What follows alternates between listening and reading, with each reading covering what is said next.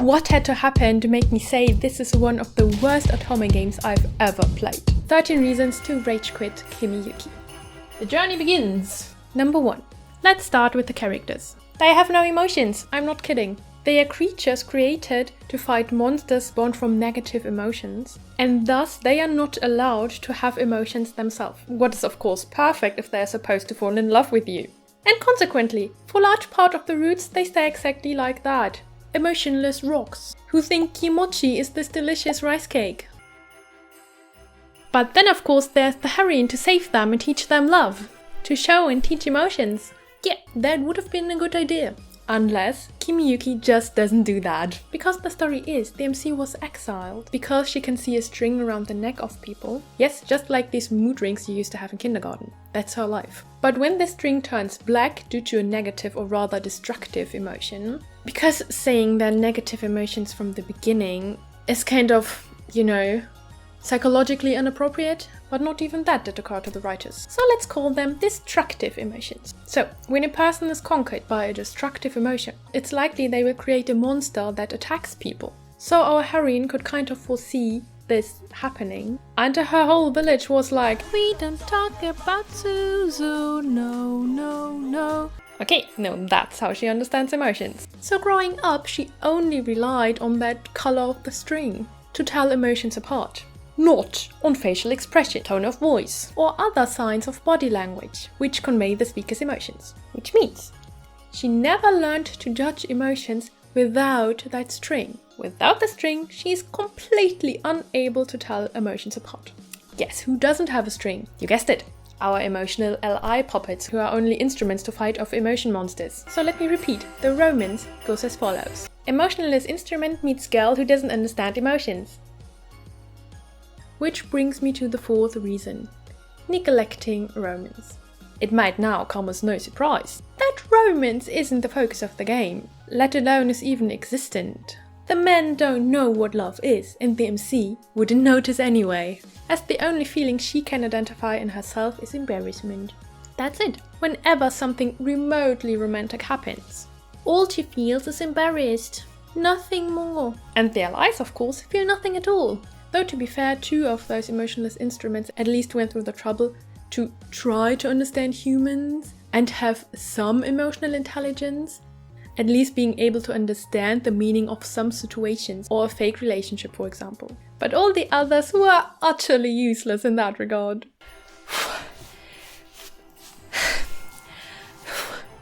And this lack of romance hurt the most on the peak of a supposedly romantic scene. Like a confession, where it was bluntly presented. They struggle for words of love, like I struggle to breathe after this steep climb.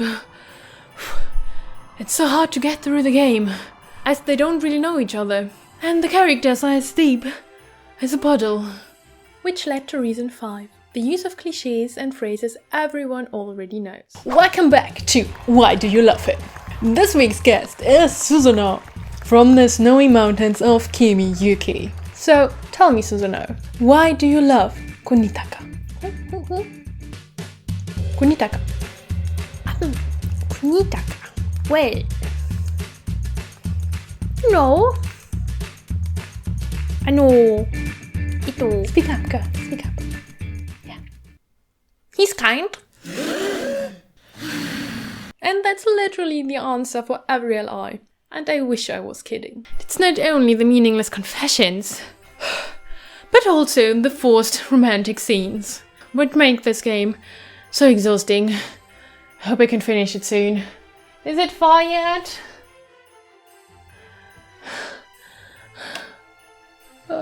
Let me rest. Let me rest, Otome. Let me rest. Like the falling on top, feeding, combing the hair, fighting for the MC. That want to trick you into thinking something romantic is happening, though it's clearly not. And it seems even more fake if all those scenes are made of lines you already know from every second best romantic story. I want to protect you. When I'm with you, my heart starts beating. I don't have emotions, so I will never fall in love with you.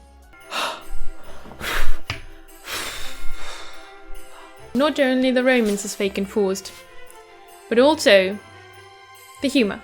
Apparently the interactions between the characters are supposed to be funny. At least there is some funny music playing. And they're having yet another cliched conversation. Oh, Yuichi always eats so much. Oh, that's funny. He said Baka. Or look at him. He always gushes about his wife non-stop, though no one cares. Hilarious! Every character got exactly one character trait to support these supposedly funny interactions. He has a wife. He is always angry. He is calm, but actually cares. Wow, never have seen such characters in my life. Impressive, highly entertaining. That's not at all reason 7. Predictable. As you know, to roll the characters to play in each situation, you know exactly how the conversation will play out. Time to relax here, really. Oh my god, can't anymore. No surprise if every character got exactly one character trait. Hey, person I feel strangely familiar with, he was certainly not my forgotten childhood friend. Anyway, whenever someone else speaks to him, he acts coldly. That's so funny. Oh, and as there are a lot of fight against monsters, guess who always wins without fail? Always. That tension. Oh my god. So far, we have a pretty bad game, but not enough yet to make it the worst game. I can still keep going. I will make it to the end of the game. You watch me! So far, characters in romance are, let's say, lackluster. But apparently, some people play Otome for the plot. No, not that plot. but upon thinking about it, I'll squeeze another reason in here real quick. Don't only show one naked upper body. That's completely unfair. Why? Show me one reason why it's okay under the law of equality to only show one naked character. I'm so gonna sue them. Let's get to the plot. Very elegantly, the game starts with an info dump common route, with fewer information than all the time spent on it would suggest. Okay, let me wrap it up for you. So evil emotions bear monsters, and good emotions have the chance to create a spirit thingy which is not human. Yeah. So then there's a secret organization our emotionless instruments are parts of to fight off these emotion monsters. So you have human, monsters, spirit thingies, and emotionless fighter thingies. Sounds like straight off a children's book. Once upon a time, bad emotions made monsters appear, and a group of emotionless knights had to fight them. And because that is so complicated, you need to listen to these explanations in various forms in all of the routes, over and over. But the fun doesn't stop here. It wouldn't be a really bad game if all these information you spent hours upon hours reading, taking up the time for cliched romance, if that information wasn't inconsistent as hell. And I'm really not picky with my Otome plots. If they can only fight shirtless to unleash their superpowers, I'm the last to question that. But this game brought inconsistency to a whole nother level. Similarly bad to how the writer messed up Tearblade. They forgot the difference between life and death. How? In one route, one would die with that happening. In another route, it's completely harmless. And sometimes what is happening is just told in a wall of text, instead of colorful and fun dialogue.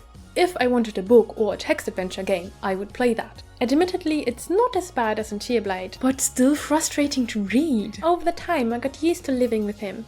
How? Tell me. Did you stumble upon another in the bath?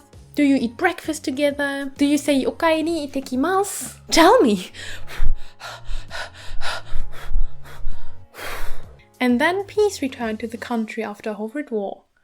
Well, that's just a whole nother game. You might now say, "But Lynn, it's so beautiful! Look at the characters! They are pretty! Look, there's snow! It never snows where I live. I want an Otome with snow! And listen, do you hear this? The beautiful sounds of relaxing music combined with a snowy and winterly feeling. This must be good!" And for the sake of you all, and my beloved patrons, who support me immensely and give me the strength to keep going, even in the darkest moments of my Otome life.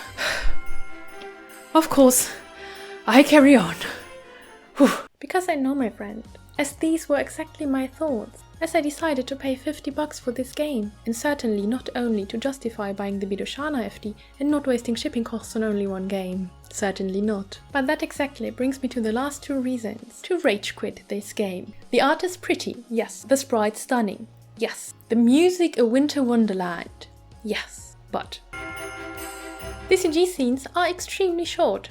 That might be a small gripe, but you often see a CG only for 2 lines until the nonsensical plot continues. Plus, I personally think the sprites look more beautiful than the CGs for some reason.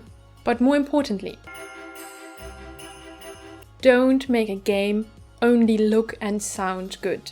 As I said, the art is the only aspect of that game that can be praised. Also, the voice cast is as impressive as usual, but the art is only one of many aspects to make an Otome game worth playing. And having beautiful art makes it even more vexing that the rest is completely useless. It's not without a reason that it won my most disappointing award in 2022. The premise could have been interesting. The characters could have been likable, if it was just written better. I don't want to say there's no enjoyment to get from this game. If you don't care for plot that makes sense, character development or romance. All aspects I absolutely need in an Otome game. But if you're okay just watching beautiful sprites fight, without any emotions involved, while knowing how the roots will turn out eventually, then sure, have some fun with pretty art. I made it. Was it worth it? I'm not sure. But what I can tell you is, what I at first sight thought was the beautiful motive of the game, the snow, turned out to be the twisted symbol of this Otome game disappointment. The snow in this game isn't cozy. It's not romantic. It's like the character's emotions, cold and frozen. And like the memory of this Otome, which will melt away as soon as spring comes. And like the enjoyment of this Otome, which was far and few between and short-lived. But maybe I just don't vibe with this writer at all, who also wrote Sandinium Palika and Tearblade, which was an immense fun to rant at, so don't miss out on how not to write an Otome game part 2 with Tearblade.